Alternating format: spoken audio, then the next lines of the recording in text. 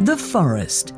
From an ecological perspective, it is an ecosystem with a typical flora and fauna. It has its own climate and soil conditions.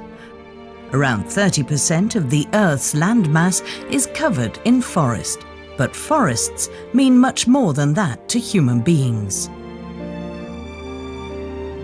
For us in our fast-paced, high-tech world, forests are the epitome of nature.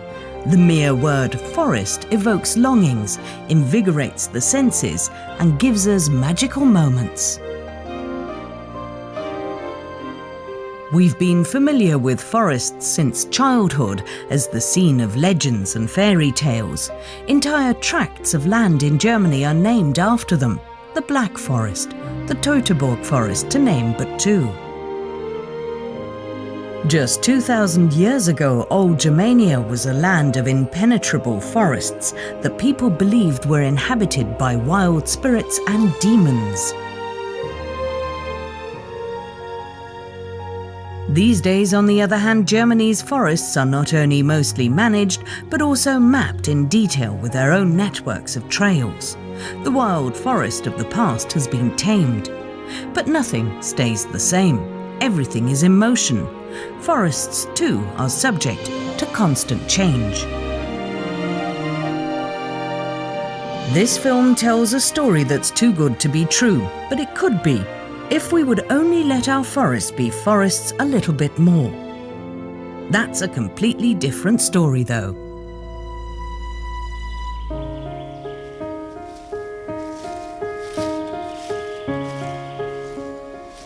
For as long as I can remember, I've wanted to spend every free minute out in nature.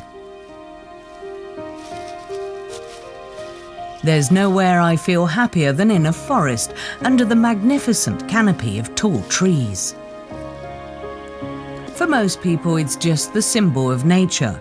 But for me, forests represent so much more than just a green lust for life. Almost everything interests me. I want to understand and grasp, but I'm particularly fascinated by the animals of the forest I like watching so much. It doesn't matter to me how big or small they are. Every experience holds its own special appeal.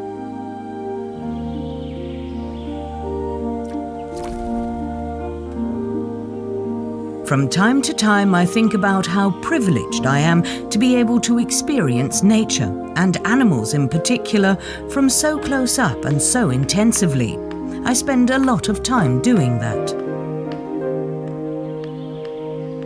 For me, it's the fascination of the immediate experience. I'm right here, right now. The forest gives me something else too. I can dive into a different world, undisturbed. I can just let myself go. With every breath, I feel the hearty forest scent and can listen to the singing of the birds, completely uninterrupted.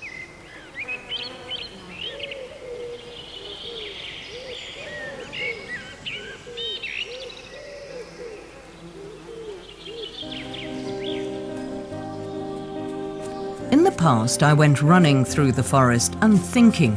I was absorbed in what I was doing.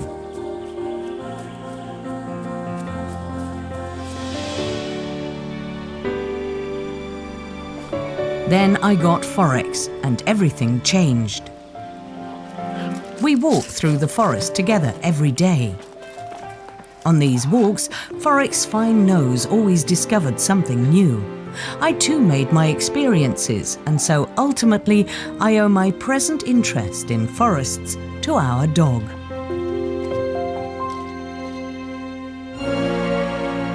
Years have passed since then. Many a summer has come and gone. It's not just the forest that has changed. I have too.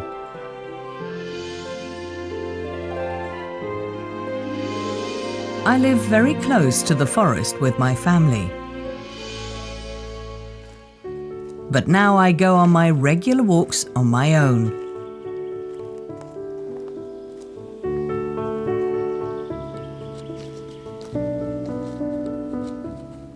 I keep track of special experiences, small adventures and encounters in my forest diary.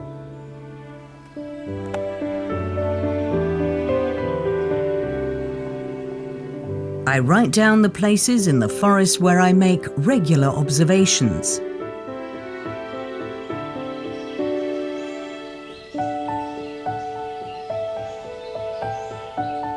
I've known many of the animals for a long time. Some of them I only meet in the summer forest.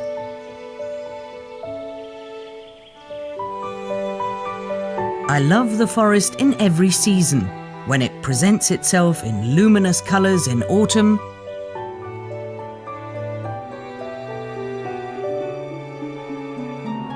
or when snow puts a spell on it in winter. But I can hardly wait for spring, when the forest wakes up again and everything turns green and is in bloom. Then countless leaves and needles form the green canopy that's responsible for the forest's healthy, pleasant climate. Modern forests aren't untouched nature anymore. They are managed by us. There's almost no virgin forest left in Germany. Nevertheless, some of the German beech forests are among the most beautiful in the world. Growth and decay, the eternal cycle is particularly evident here in the forest. The ancient trees remind me that this forest has had a long history full of secrets and mysteries.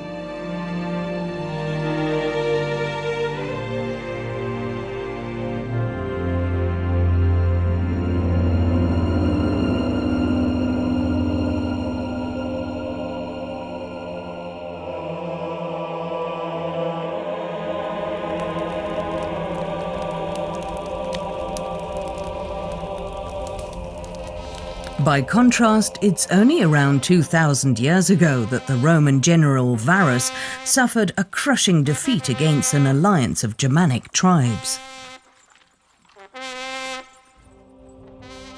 To this day, reconstructed watchtowers between the Rhine and the Westerwald beyond are reminders of Roman times. The Roman frontier, the Limes Germanicus, stretches from here to the Danube, almost 500 kilometers to the south. Since 2005, it has even been recognized by UNESCO as a World Heritage Site.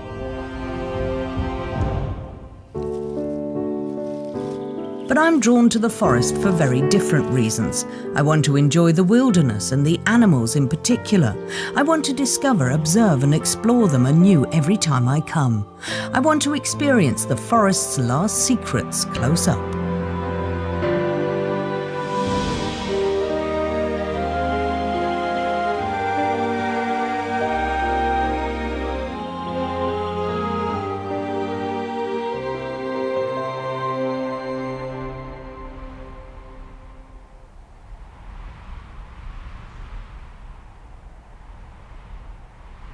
Nothing can put me off, not even bad weather. I have to get out into nature, preferably right into my forest.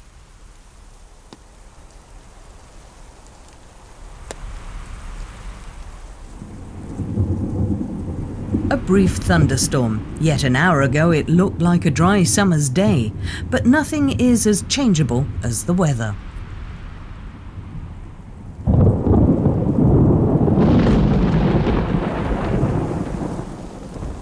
The thunderstorm does hold me back a little, but it's still quite a way away.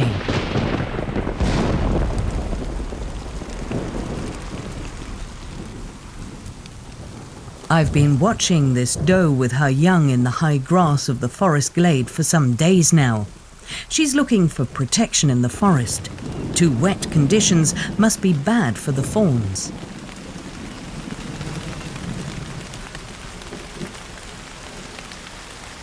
I don't mind the rain, just like most of the other animals in the forest. Only the young ones don't like it.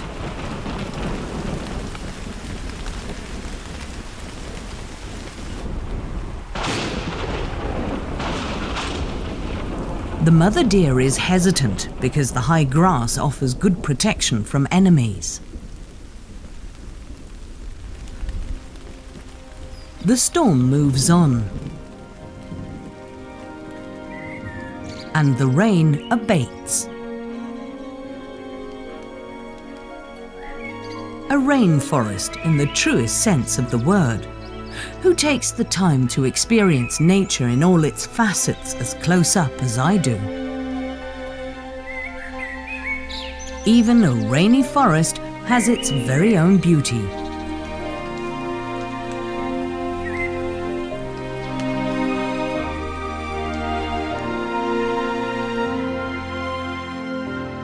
The rain hasn't ruined my day. Quite the opposite, in fact. One experience richer, I decide to spend my next forest day in a very different way.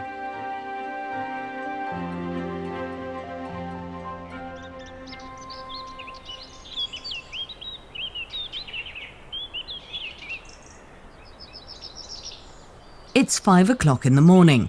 The forest glade is covered in morning mist. The dawn sky over the forest promises a nice summer's day. The time between night and day holds its very own special appeal. It's melancholy and fascinating at the same time.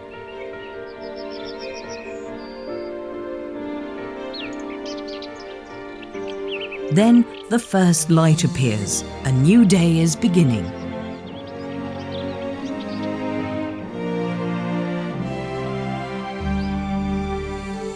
The calendar in my diary reminds me of a very special date, the 21st of June, the summer solstice.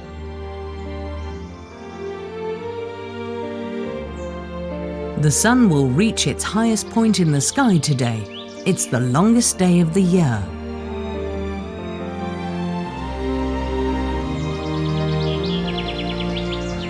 The summer forest. It enchants my senses and nourishes my soul. It lets me forget about my everyday life.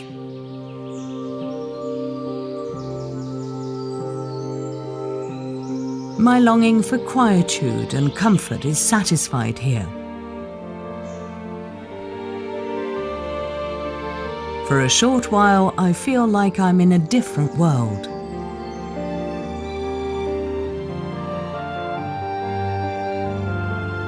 The old oak on the forest glade is also covered in fresh, green leaves now.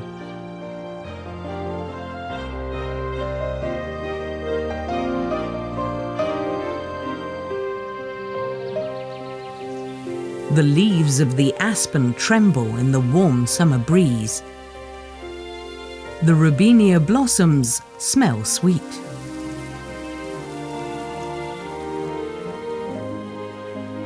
With every step deeper into the forest, I can feel the hearty morning air. I enjoy the unmistakable scent of the forest with every breath I take. Suddenly, I don't feel in a hurry anymore. There's no rush, no stress. It's a feeling that reminds me of my childhood.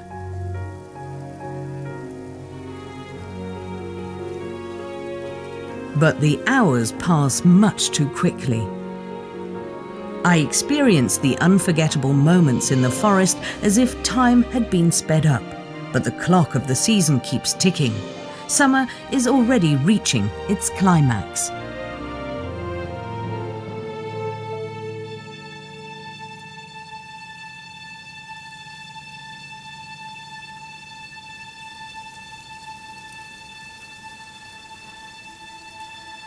It's high summer. People and animals alike are trying to escape the hot sun.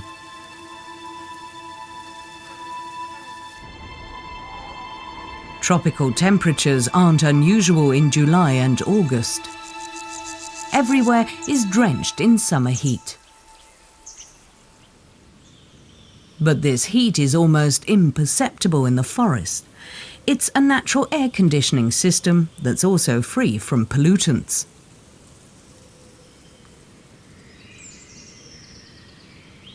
It hasn't rained for a few weeks now. No doubt about it, water is getting sparse in the forest.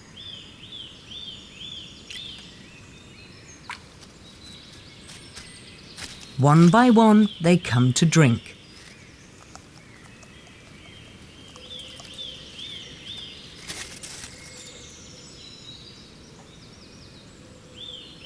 Those who can use the last moisture stored in the forest floor.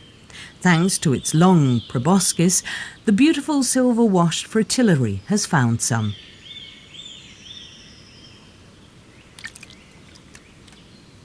This shallow water source is pure luxury by comparison. Here animals can even still take a bath. For the two tits, it's a welcome refreshment.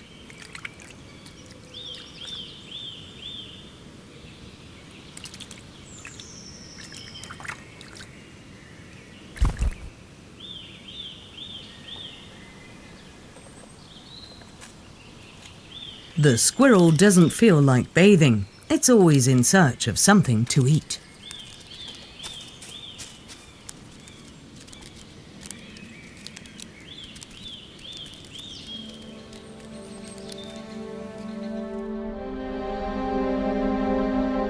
Clouds are appearing in the sky. It seems the weather's about to change.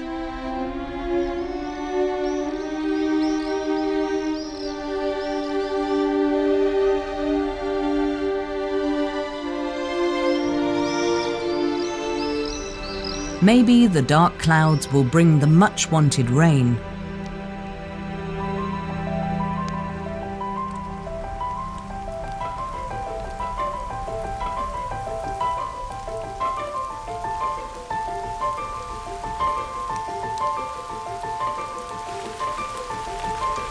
A shower like this is so good for people and the environment. After so many hot days, it's a pleasant refreshment.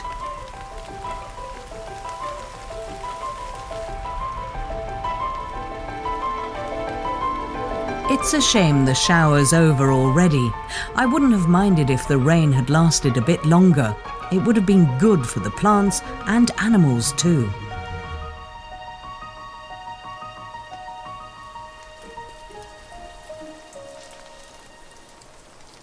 After a summer shower, the chances of being able to observe animals in the forest are particularly high. For me, that means getting there as quickly as possible.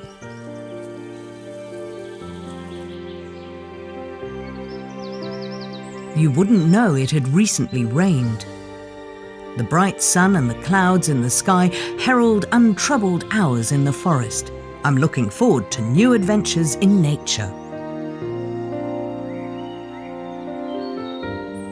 Everything now looks clean and fresh.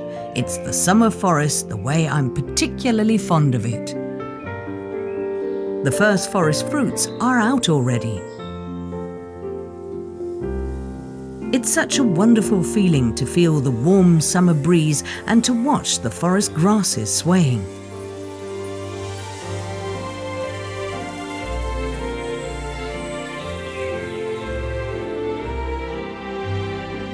Every year I look forward to the time when typical forest flowers such as foxgloves and harebells are in bloom, when campions stretch their flowers towards the sun,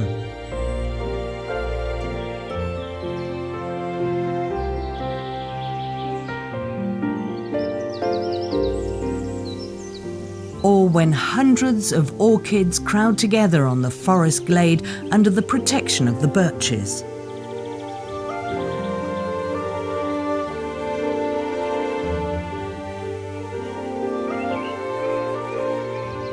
There's one plant I'm particularly fond of, even though it sometimes brings a slow death to others: the common honeysuckle.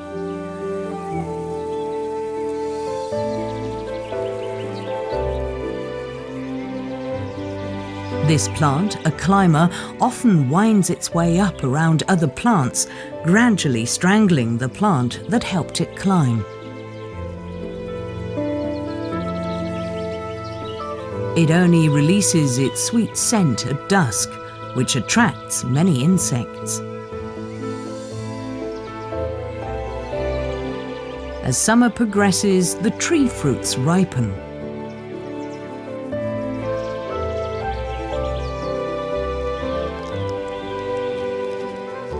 It's a time of plenty for many of the forest animals, and for me, it's the best time to make new discoveries.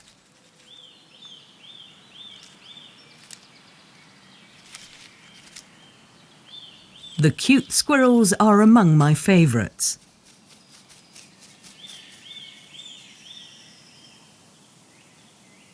In some places in the forest I can watch them from a lot closer up than others.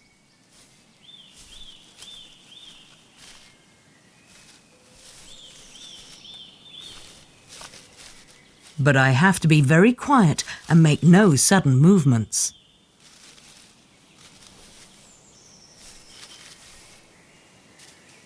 Otherwise, they run away.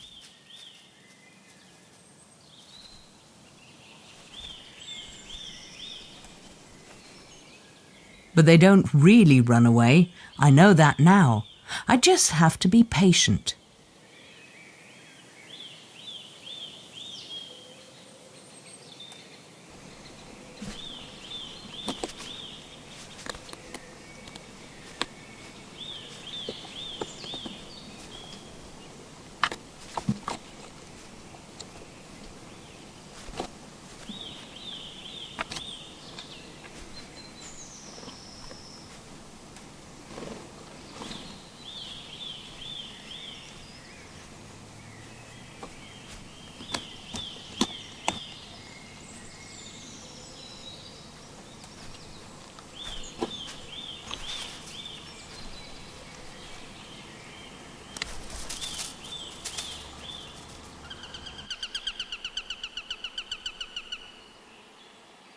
I regularly come through this small spruce wood on my exploratory walks.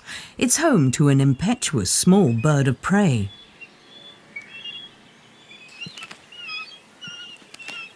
The sparrowhawk.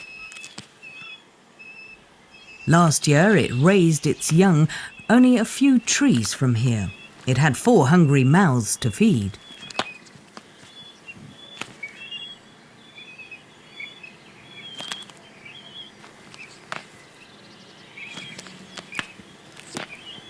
Not far from here is the place where the sparrowhawk parents hand over their prey. There are always leftovers that seem to make the dung beetles happy. They usually live in the surrounding cattle pastures, near piles of dung, as their name suggests. But in my forest I find them almost everywhere in summer.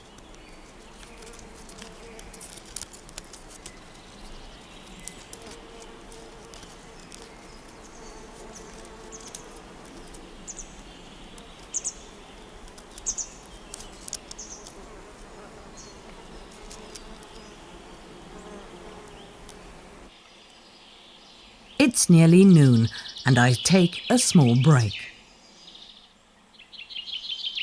Directly above me I can hear the singing duel of the chaffinch males.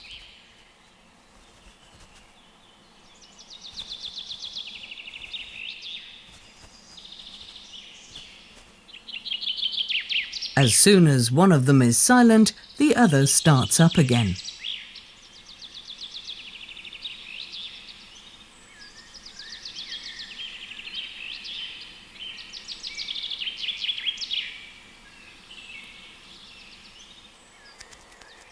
It's not often that I see this bird with the massive beak and face of a clown sitting on the forest floor.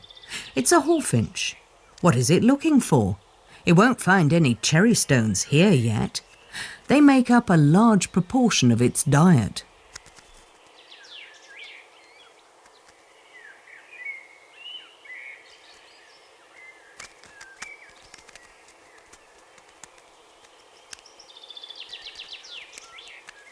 Maybe it's collecting the small seeds of the ground cover plants.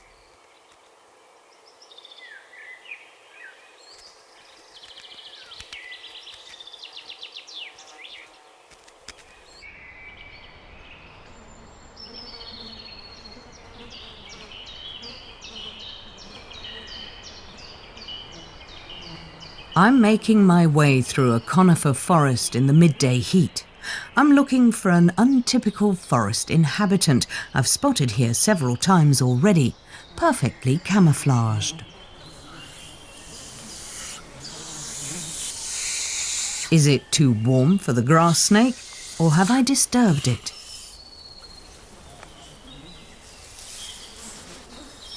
I don't know. I would have loved to have spent more time watching it. How elegantly it moves across the forest floor. The grass snake's strategy is to remain inconspicuous because it has enemies here in the forest too, and some could be very dangerous.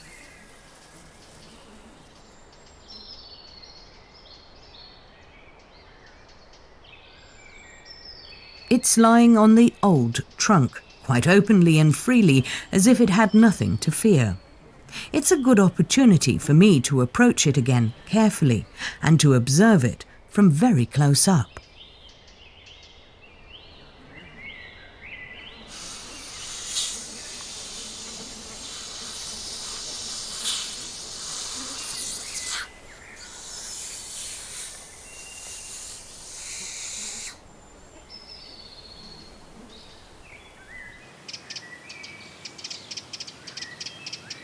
Deep in the forest, where the holly bushes form an impenetrable barrier, I can hear excited calls.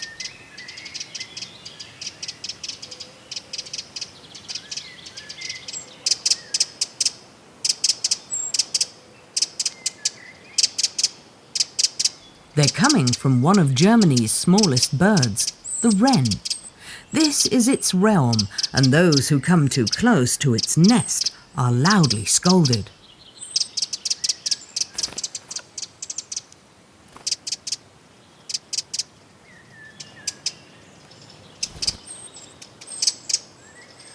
One or other of the parents is always arriving at the nest to feed the young. They're quite large already. They'll most likely leave the nest in the next few hours. I'm certain of that.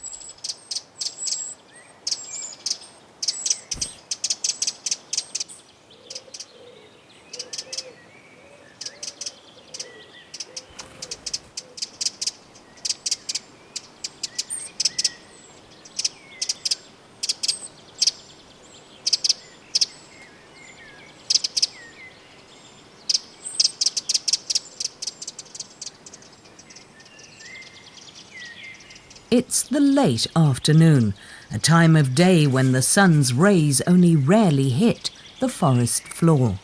This is the time of the wood mice. They only leave their burrows when the forest has quietened down a little.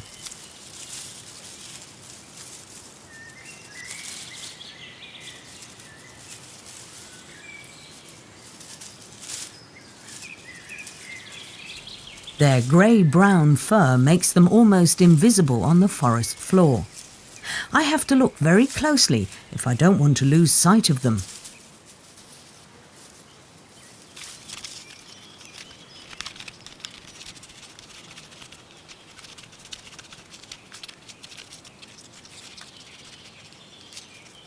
I don't know whether this small wood mouse is part of the clan living here. To me, it seems as if they're all related.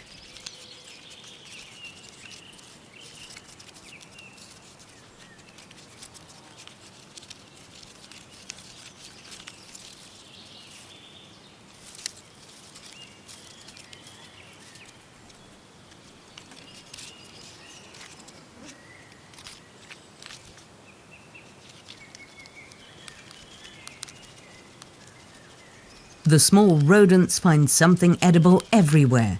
There's no shortage of food at this time of the year.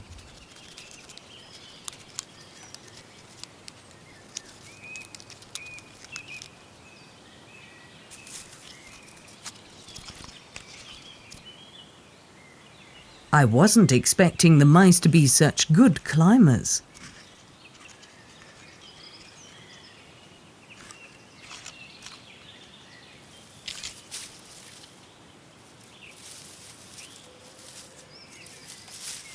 They are like little artistes, even on thin branches.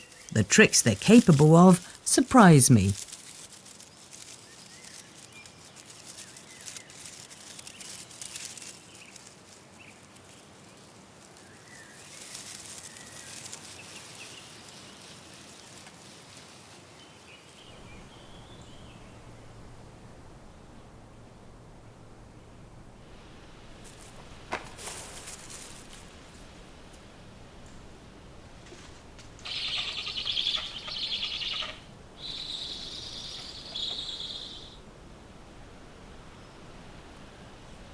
The 2 young black storks are grown up now, but are still in their nest. A quick glance into my forest diary confirms that there should be 2 further young birds here this year. One of them, in the neighbouring tree, is practising its flying skills.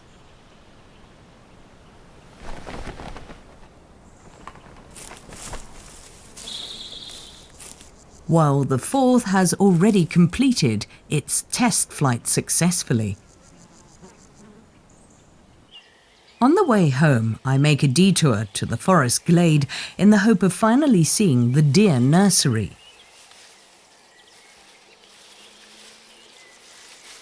Instead, I'm greeted by a young wild boar mother with her offspring. That too is a nice sight to end my day in the forest. But what's that? The sow is agitated and places herself protectively in front of her piglets. There they are, the fawns and their mothers I so wanted to see.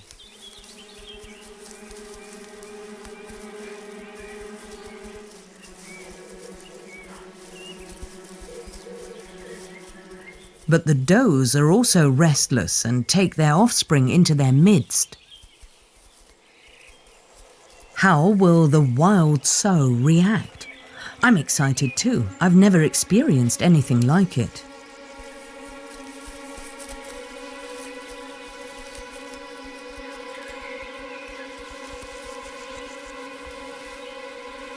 Suddenly the sow goes off and the does react agitatedly. What will happen next?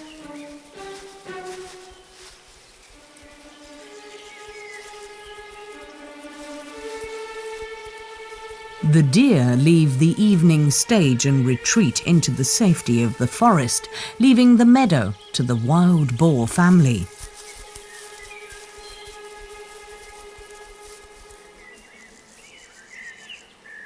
It's a shame. I was so looking forward to watching the fawns. But the touching sight of the little piglets makes up for it. I'm thrilled, particularly about what I was privileged to see today. I'm happy I was able to get close to the animals without disturbing them.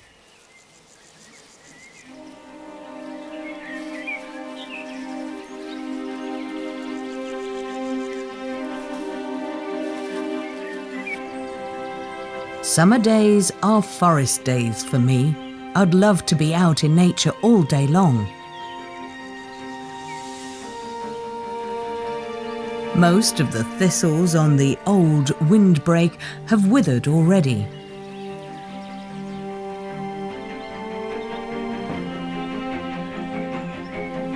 They send their small seeds off on their journey on the evening breeze, each one perfectly equipped with a parachute.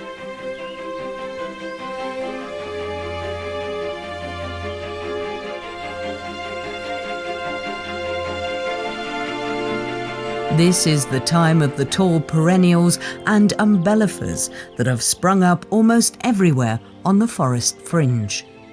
Its tattered wings tell me the best days of this silver-washed fritillary are over.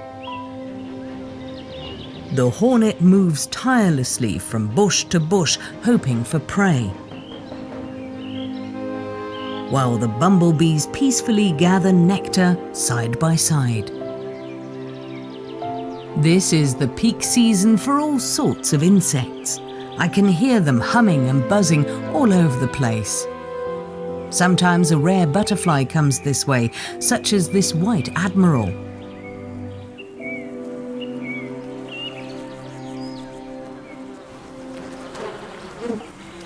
To me, this is the sound of high summer. It's like music to my ears.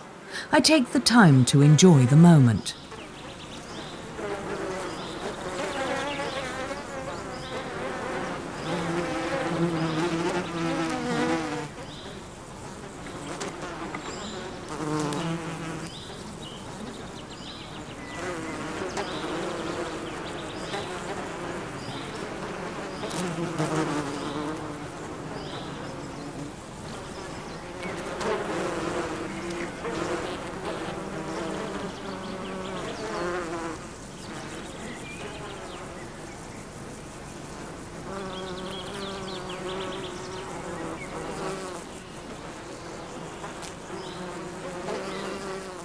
Just before I leave the forest, I'm speechless for a moment. Not far from me on the meadow, the does pass by and then disappear again. That would have been the perfect end to my day in the forest, but it wasn't to be.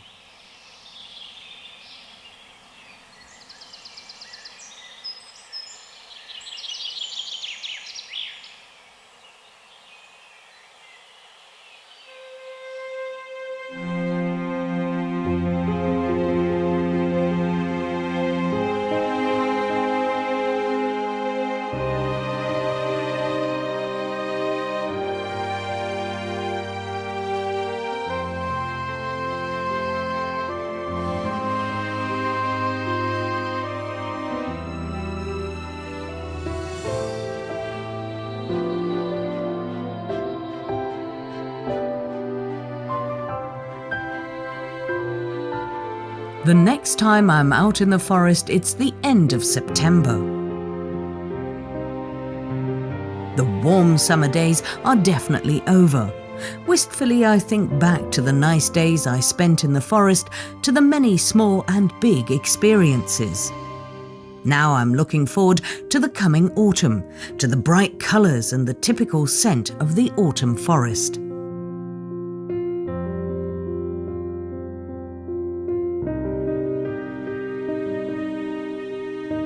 Fungi are shooting up everywhere in an unbelievable variety. The first yellow leaves have appeared, and here and there leaves are already falling from the trees. In the large broadleaf forests, the points are set for the future now. The seed husks of the beeches are opening, the seeds are falling onto the forest floor. They will give rise to hundreds of saplings next spring. The same thing happens with oaks. Their acorns fall to the ground, giving rise to the next generation, just with more noise.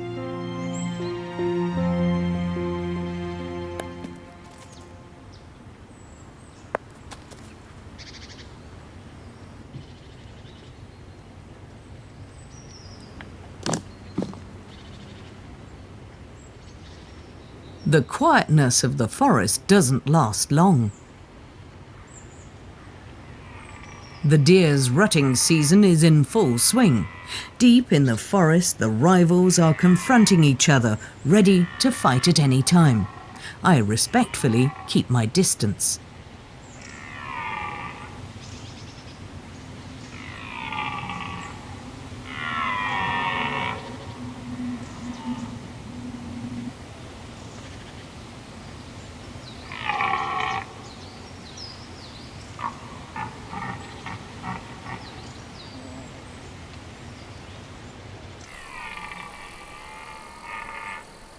Out on the forest glade, the raven couple are listening to the bellowing of the rival stags. The roebuck is unimpressed by the spectacle. He wanders off to the glade.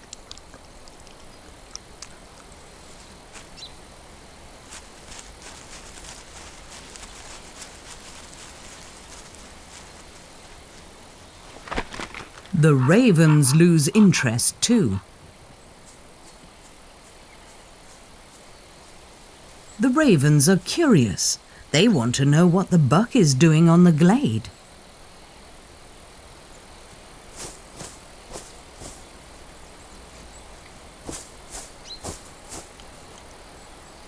I'm also wondering what he's looking for.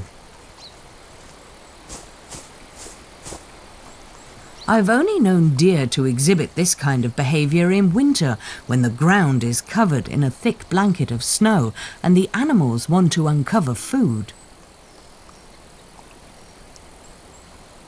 It seems he actually has found something edible.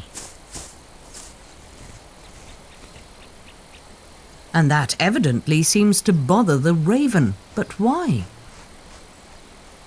Did the raven hide food in the meadow that the buck has now found?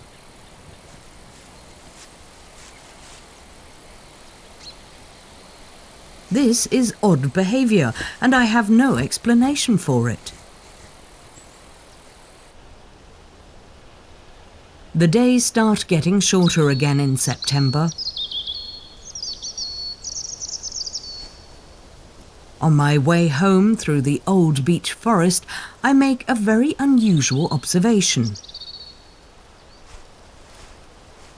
A young beech martin has left its daytime hiding place much earlier than normal and is playing in the light of the evening sun.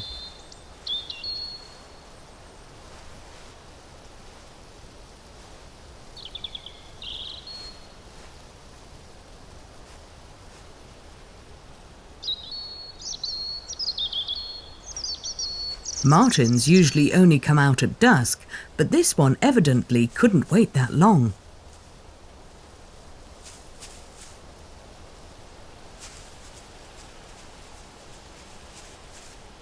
At this age, the young martins expand their radius of action.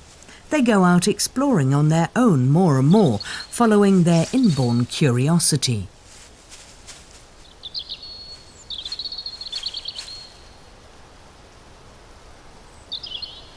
The beech martin has to be careful. There are dangers lurking everywhere in the forest.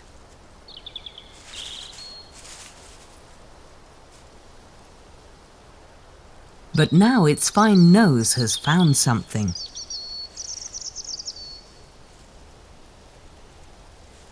Everything smells so tempting. Even the fungi seem interesting.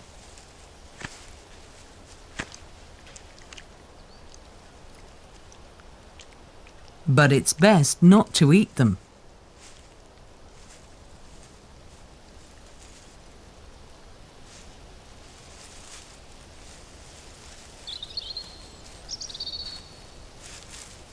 The young martin misses nothing. Everything on the ground deserves a sniff. There could be something edible here after all.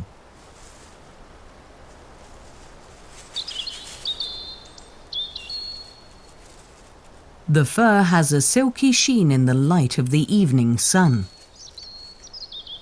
But suddenly it disappears, as if swallowed up by the earth.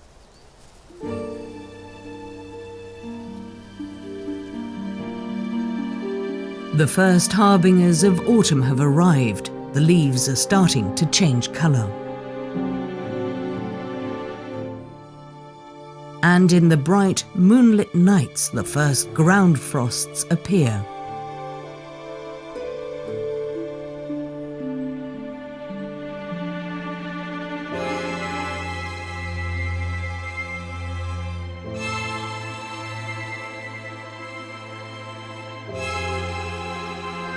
This early morning in October is uncomfortable, cold and wet. There's no sign of a golden October, but the weather could still change during the course of the day. I won't give up hope that quickly.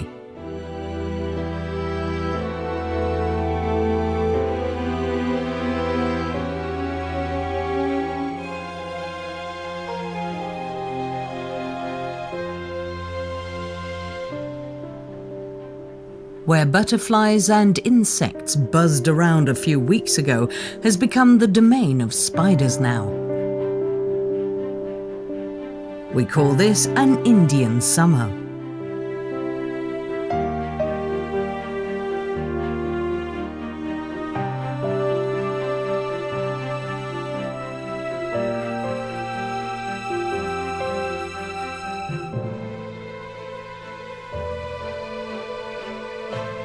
At the moment, the forest is still covered in mist. But it's not long until the sun wins out. Finally, a picture-perfect golden October.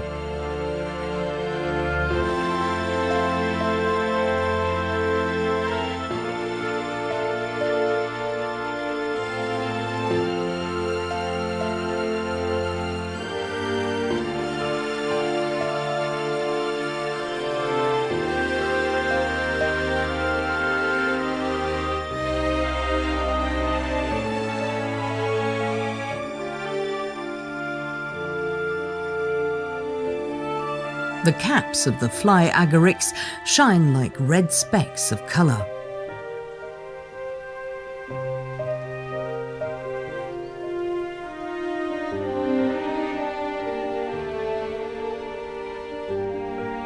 On the edge of the forest, the fruits of the spindle tree are luminous in the autumn sun.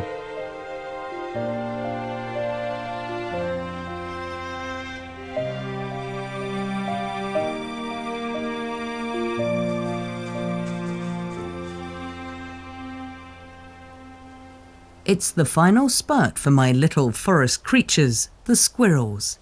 They have to build up their stockpiles for the upcoming winter. It's every squirrel for him or herself.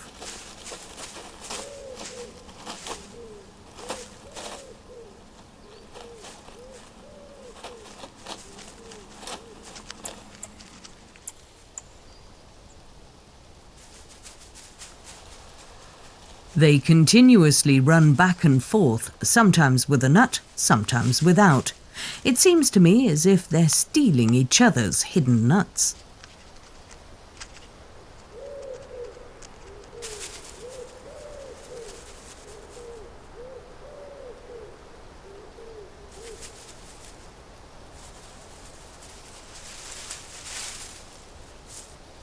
When gathering winter provisions, the squirrels don't lose sight of each other for a single second.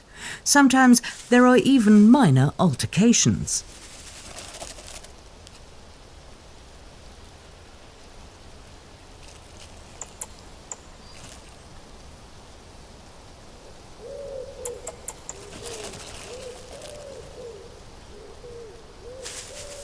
But they're usually over again quickly too.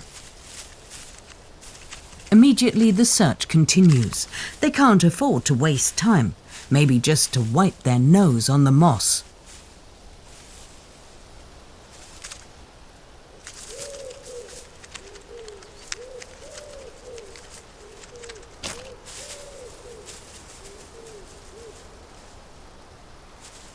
Hour by hour, day by day, the squirrels spend almost their entire time gathering supplies.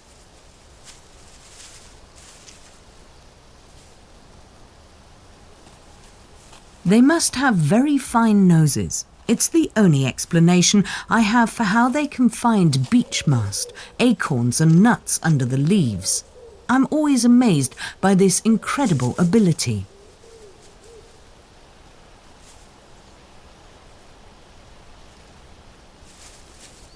There's something else I find remarkable.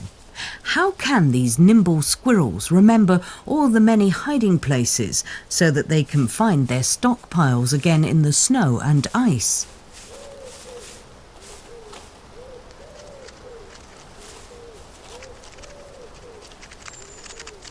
I think about that every autumn, and every time it amazes me to see the feats the animals are capable of.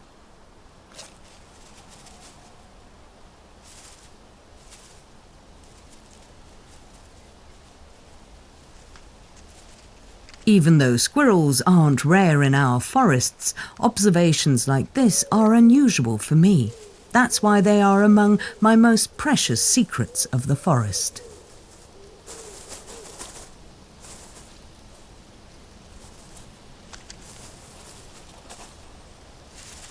This autumn isn't just a time of plenty for the squirrels.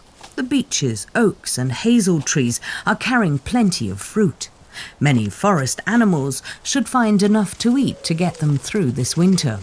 It remains to be seen how cold this winter will be. Will there be long periods of snow and frost? Will it be a long winter? For the animals of the forest, these are questions of survival.